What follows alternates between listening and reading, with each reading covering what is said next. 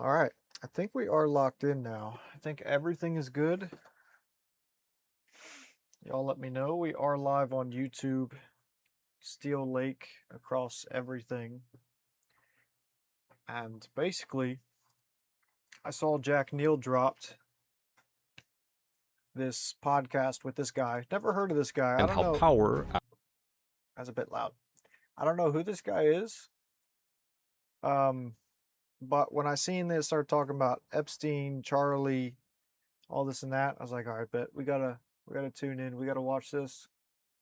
So we will see what's going on with that. Let me first make sure that all of this kind of thing is good in terms of the streams. I wish the chat on like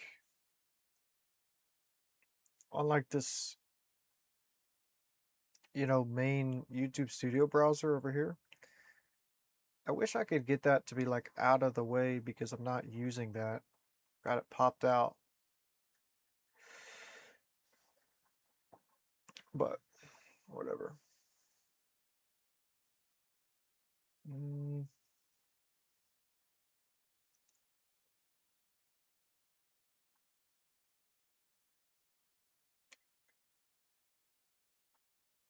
Oh, chill on me.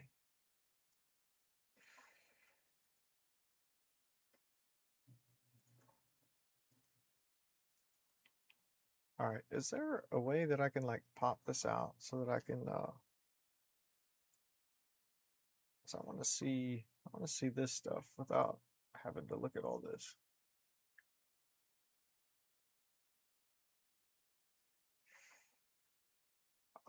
Let's see. What about docs? Stats? What is that? Live. Nah, don't care about that. Bro, shut up. The computer. I think everything's locked in now. We got 2 viewers. Y'all let me know if everything's looking good on your end. It's funny, every time I say that, nobody ever nobody is like, no, screw you. And then they dip. It's like, rip. But yeah, I'm trying to make sure that actually the chats like merge so that I can actually interact with y'all. I think that's an important part about this. See interaction. actually works. There we go. And then let's lock in on,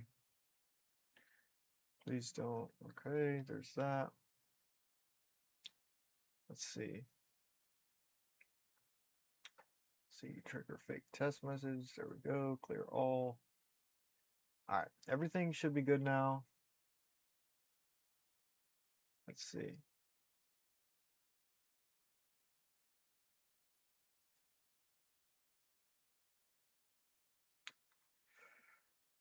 Okay. I think everything's good. I think yeah, I think it's just sad right now. We just don't have any chat messages. Oh well. Well, if some messages come through, then I'll see them. If not, I'll just keep an eye up on there. So, without further ado, yes, we are getting into this. Now, I saw like the first couple seconds and I was like I don't know, because Buddy is he's talking about, here, let me hit, what does this do if I hit this? That doesn't do anything. Okay. All right, I'm gonna quit yapping. I'm just gonna play the freaking video. The most powerful people that you always thought were the most powerful, the heads of state of the largest countries around the world, there's not one layer above them, there's 2 layers above them. Private banker managing hundreds of millions of dollars. He left Wall Street after 4 years and used all the money he'd saved up. See, now I'm a day trader, okay, and every time I hear somebody talk about all this money that they managed on Wall Street and this and that. I'm just like, you're lying. But to launch a podcast in his parents' house. And the conspiracy theory thing is such a derogatory term that was astroturfed by CIA after JFK to make people not ask questions on things. And when something is conspiracy laden and has hardcore evidence, well, guess what? It's real. Now he runs one of the biggest shows in the world, asking the questions other hosts are too afraid to, sitting down with cartel cops, mobsters, and CIA whistleblowers. This guy killed Charlie. There's nothing else to see here. Don't ask questions about it. That's weird. Don't get me started on the white. It was the first time in my life where I ever looked at someone and said that.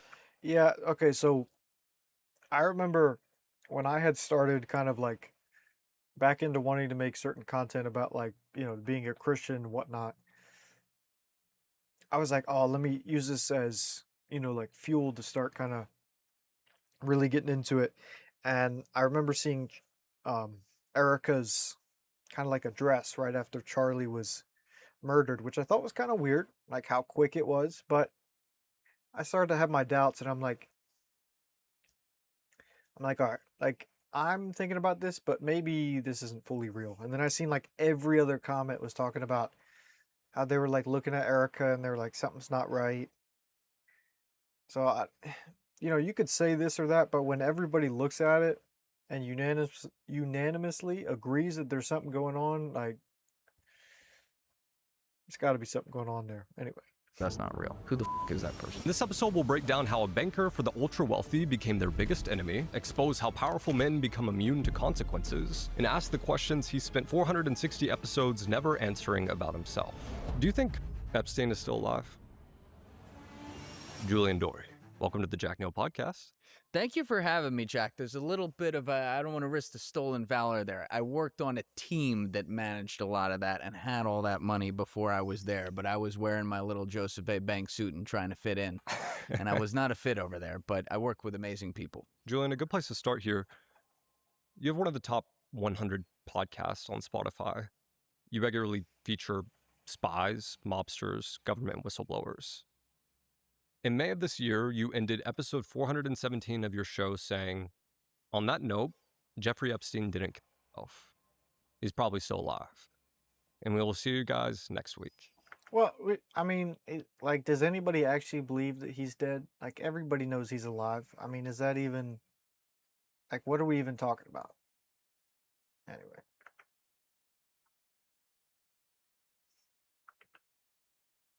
Do you think Epstein is still alive? I think there's a chance he is. And I did not think there was a chance of that several months ago. I never thought he offed himself. I always thought he was killed. But when Andy Bustamante got this Discovery Channel show this year, I think it was called Conspiracies and Cover-Ups, he was going to be doing 8 episodes, filming out in Colorado, each one covering some sort of conspiracy. And so he was going to do one on Epstein.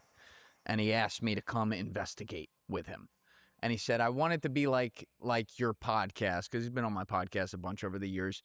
We don't talk about like where we're going to go with it before. We just do it. So he said, I don't want to tell you what part of the case we're going to look at specifically for this episode. But like it's going to cover Epstein. You know all about that case. Let's go do it. So I said, all right, whatever, say less. So I go out there, and he built this studio down in a wine cellar, like below a liquor store. It's actually like kind of cool. So he has a whole production team associated. They're not Discovery Channel, but they were hired by Discovery Channel to come in and do the whole thing. And we go into the middle of his studio there, and he says, all right, we're just going to talk on camera for like an hour and go back and forth, just like we're doing a podcast right now. They're going to use fucking a minute or two of it for the actual episode because it's TV and they got to cut everything down. But let's just start there and go with it. So I said, okay. And we're talking, actually having like a pretty good conversation. Towards the end of the hour, he goes, well, in bringing you here today, I was trying to think about what part of the case we should look at in, trying to determine something where there could be a cover-up or something. Obviously, there's a lot of cover-ups with this case, but something that's just so wild that it deserves a second look. He goes, so I decided to investigate Epstein's death. And I'm sitting there like, really? Like, of all the things, like, this is the most stereotypical one. Like, all right. There were so many other things we could do. But I'm like, okay.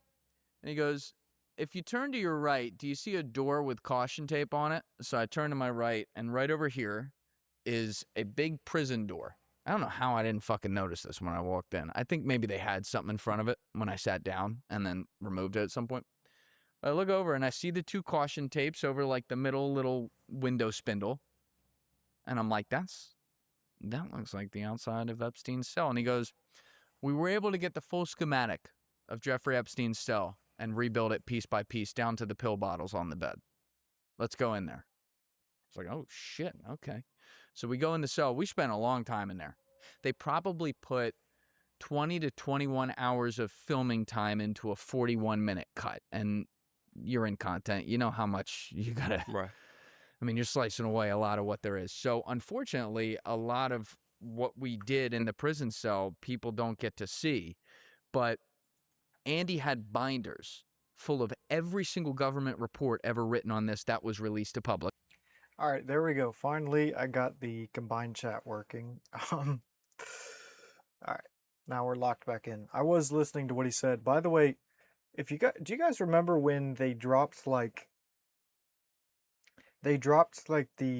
footage of the prison, and it was when everybody thought they had when the true excursion was plotted and planned, and they were like, look, no, he didn't, here's all the footage, and they're like unedited, blah blah blah. And I think it was CoffeeZilla and a couple other people immediately were like digging into it, and even very basic, just like tech people, coders and editors and stuff were like, this is very obviously edited and it's a terrible job. Like, do you guys actually think we believe this? And they never ended up giving us the full unedited. Even remember when they doubled back and were like, okay, here's the unedited. That one was still unedited. And CoffeeZilla did this whole breakdown of like the path that he could have taken and the blind spots. And so, I mean, it's pretty obvious what's happened. People say Palm Beach Pete is Epstein. I'm not exactly sure. I think there's a high probability that that's him for sure. When people put all the different like records together in terms of like dental and things like that and certain marks on his face.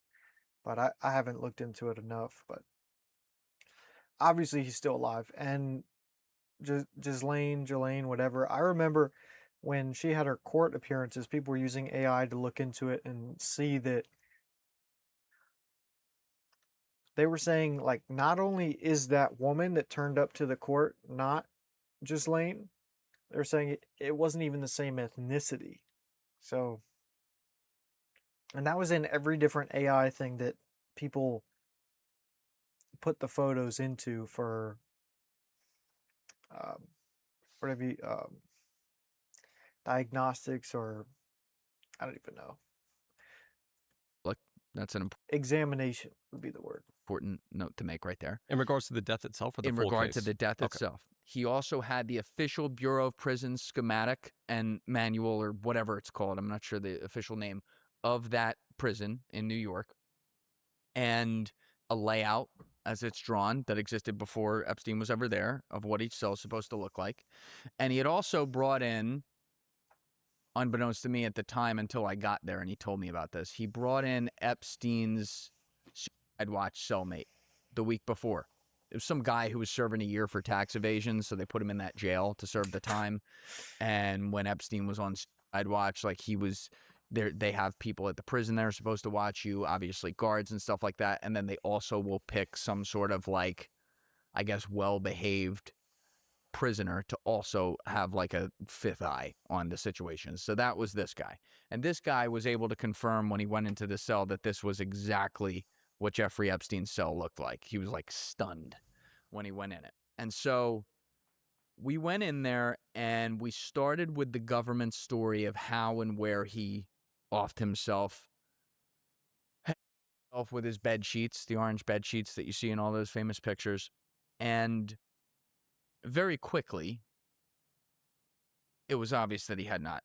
There was no way to kill himself. And one of the things that didn't make the cut was we went to the right side of the bed, the far right side towards the wall, which is where they say he did it, and demonstrated how he would have had to perfectly leap off from a crouch position, the bed, at a perfect angle, almost like a Michael Phelps dive.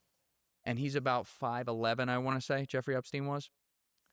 Check that on me. It's been a while. But like whatever his height was, we had his height down. We had a full dummy at the exact height that he was. And in doing it, it was an impossibility, even if he were LeBron James in a 5'11", 6-foot body, that kind of athleticism. It was an impossibility that he could jump forward and correctly be able to break the proper bones to himself without his head on the way down hitting the hard metal-like edge of the bed. It's impossible. And he had no blunt trauma. And right? he had no trauma back here. So right away, there were several other steps we took in other parts of the cell in case he had done it somewhere else and they either lied about it or fucked up the investigation and couldn't tell people the truth about it, where we determined he could not have committed. So very quickly, the conversation was moving towards, well, obviously he didn't off himself here. Obviously. But what really blew me away is then Andy showed me the corner of the cell. And the cell, I don't know how much the cameras can show this, but if we have a square, right? I'm not doing an Illuminati signal here. This is a fucking square I'm drawing, okay? This part, and Jeffrey Epstein's bed is here. The prison door's here. This corner right here had roughly like a 4x8 indentation. Like think of like an L where the wall, instead of having a corner, it creates a corner, like 2x2 or whatever. And Andy was able to determine through the schematics that two things. Number one, on the official Bureau of Prison schematics, it does not show that for this cell. And that this is the only cell that has that and is not shown on the actual layout of the prison. It does not show this vent. And the second thing was he was able to determine that it is an air vent. Like on the other side, it's open space. So the first thing he did is he said, go stand outside the cell and shut the door. So we did that. I go right outside the cell. He takes the dummy, like if the door is right here and the L is right there and the bed is right here, he takes the dummy on the other side of the L. He has me standing looking through the window like this. And he's fake choking the dummy. And he says, can you see me? Like if you were a guard looking through the window, can you see me right now? And I could not see him. So he said, right there, you have room to be able to, they could use this vent to get someone in there. Not even saying that's how they had to do it if they went to kill him, get someone into the cell. But right there, you could easily kill the guy right here and no one can even see it from the outside. That's number one. Number two, we go outside the cell after a while. I'm like, whoa. And then he takes out all the reports, the DOJ report, the FBI report. Immediately starts walking me through discrepancies between the two. In one of the two reports, I forget which one, they literally had a picture of a different cell. And he was able to prove it. Like they used a picture and said, this is Jeffrey Epstein's cell afterwards. It wasn't the cell. It's like very clear that they just think they can get away with like saying whatever. And they just think that no one's ever going to even... They're so used to nobody ever looking into anything or like even really caring. It's so unfortunate because everybody's so like, you'll tell them something and you could be like, look, this is the reason, this and that, blah, blah. And some people might even start to believe you and then it'll be like, oh, that's crazy. So anyway, did you see the game last night? Did you, right back to the goy slop. It's like, He's like, well, sheep. Well, that's interesting. And meanwhile, like I've known Andy a long time. Right. Okay. I'm friends with the guy. I have told him to his face on camera and off camera since episode 97 I filmed that in April 2022. It came out beginning of May 2022. Of course, I still think he works with CIA. Right? Like I said this the other day. He could probably, assuming he didn't know how to lie on a polygraph, which is also possible, he could probably pass a polygraph if I asked him the question, do you still work for CIA? Because it's a technicality. Right. The one thing, the first two times I've recorded with him for episode 97 and 107 back in 2022, I remember it on the drive home from picking him up from the airport the first time. And then when he got there, he came in a car the second time as he was somewhere else in New Jersey. Both times, the one topic he wanted to hit, meaning like he was throwing it out there that he would love to talk about at some point on the podcast, was the move over the past decade and a half from government intelligence to private intelligence within government. And what he meant by that is all these defense agencies and contractors and companies like that basically setting it up such that someone could be working at Langley on a Friday, hand in their lanyard and their $89,000 a year salary, walk back in on Monday with a $689,000 a year salary, working for another company now, be handed the same lanyard and work at the same desk and be read in on the same things, but now they're not on the government payroll. Do you believe that? Do you believe that? Oh, that happens all the time. It logics out to me, but the gap I'm missing is like, why would Langley allow officers to? Because with the federal government, you have to report what people are making in salary. The American people would not be very happy if they found out there were a bunch of CIA execs making $10 million, $8 million, $6 million of taxpayer money. But if some, billion-dollar contract went to one company, no one cares how they disperse that money. It's just a part of doing business with the government. But they're still loyal to Langley, the training and the values that they receive? I would think so. It may vary person to person for sure. But in general, I would say that. And it allows them to maybe operate outside the rules a little more. So that's why I always said, like, he could probably pass a polygraph by saying, I technically don't work there. But you're working there. So anyway, I say all that on that tangent because as he's explaining this, I've known this guy a long time. The thing about Andy that would always drive me nuts about him, and I would rib him about it all the time, is he never saw a conspiracy or a government fuck-up that he couldn't try to Occam's razor explain away. Yet here I was sitting with him on his Discovery Channel show, a mainstream network, by the way. And as I'm listening to him, I'm like, am I crazy or is this guy trying to tell me that he's starting to think this guy got out of there? Epstein got out alive.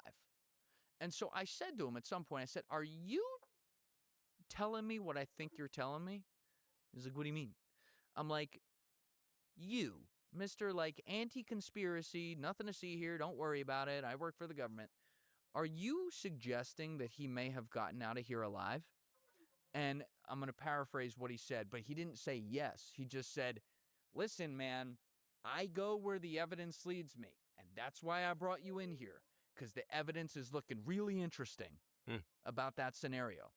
And then there was one point, and I think this was off camera. I can't remember if this was on or off camera. But the ease with which he described a mission like this going down to get this guy out of this prison. So he's like, oh, it's so easy. Three-man job. Three-man job and two people told to not say anything. Easy. And one of them's the driver outside. One of them's someone who works in the prison. The other's the inside man. Within 2 minutes, he walked me through step by step how you would do it, as if he was replaying things in his head that happened in other countries. And then I think to myself, well, this is New York City. This is America. How could that happen? And he's like, easy. To you, what's the single most convincing piece of evidence that he is still alive, Epstein? The vent that's right there would suggest it makes more sense to me based on what we were looking at. First of all, I can now fully rule out that he offed himself. I never thought he did. I never even thought it was really a remote possibility, but I had to say, well, I guess it's a 0.01% chance, 0% chance that he offed himself. Now you get to murder or got out. I like to be more conservative and say, like, well,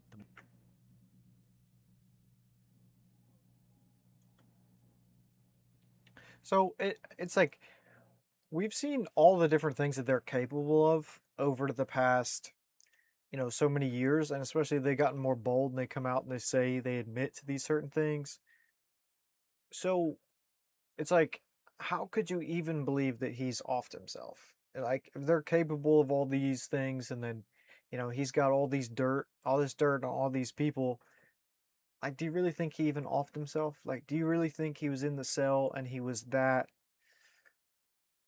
like, worried about his potential future? He didn't have these little traps set in place. Like, if I get caught, I'm going to release all this. Because why would he off himself when he has access to all this blackmail and all these fail safes where he could be like, you're going to let me out or I'm going to release this? Like, why would he off himself? If he could just end everyone, all these politicians of the different countries and whatnot, like, of course he's going to have these set measures in place. Even think of like Candace. She was saying, oh, I've sent this to this person, this to that, blah, blah, blah. Like, even yourself, what I could do, let's say I was fearing that they were going to end my life and I had all this evidence, right? I could schedule it to release on certain platforms, and unless I go in and reschedule it, meaning like if I died, then obviously I couldn't reschedule it, then it would release. So it's like, if Epstein were to truly die, like, I would expect to see some kind of release of some sort of blackmail. Like, he's not just going to go out just all like, oh, you got me, just like, like, it's not how it works. I don't understand why we're even supposed to believe that he offed himself and in the most generic way possible, hung himself by the bed sheets. I mean, that's anyway. More likely scenario is murder. The reason that I think this is such a toss-up is because that vent makes way more sense to be able to hide someone for, if you needed to, 3 days, but at least a short period of time to be able to then move them out of there in something like a laundry cart. So there's a vent that Epstein could fit within inside of his cell Yes. that wasn't inside of any of the other cells in the prison? That's right. And it wasn't on the Bureau of Prison schematic. This was my reaction too. So what schematic had that vent? There was no schematic that had it that has been released publicly. Right. So that's a scoop. That's a big scoop. And like, he built this cell, like I said, down to the detail. The pill bottles that you see in the pictures that were on they're all in like the same spot. And we're talking about a guy, this gets ignored. He had a yellow notepad with a full escape plan and everything, writing down countries, names, places. Andy has all the pictures of it. Where? He had it in the cell. This was not a man who was, because that was another thing. He had an escape plan Oh, written yeah. down in the cell? Yeah. Did it have a vent on it? It was like, I hate to give Jeffrey Epstein any kind of credit, but it was like watching an ADHD, very high functioning mind jot out ideas. It looks like Heath Ledger's Joker diary, but it's brilliant. Similar vibes with the Epstein thing. Like, it's like a full I mean, you could do a full investigation just on what he wrote on that pad. But the guy who was in his cell with him, Bill Mercy. Bill always said 100% Jeffrey Epstein off. Oh, he said he was depressed, the whole bit. Yeah, I know people love to say he didn't. 100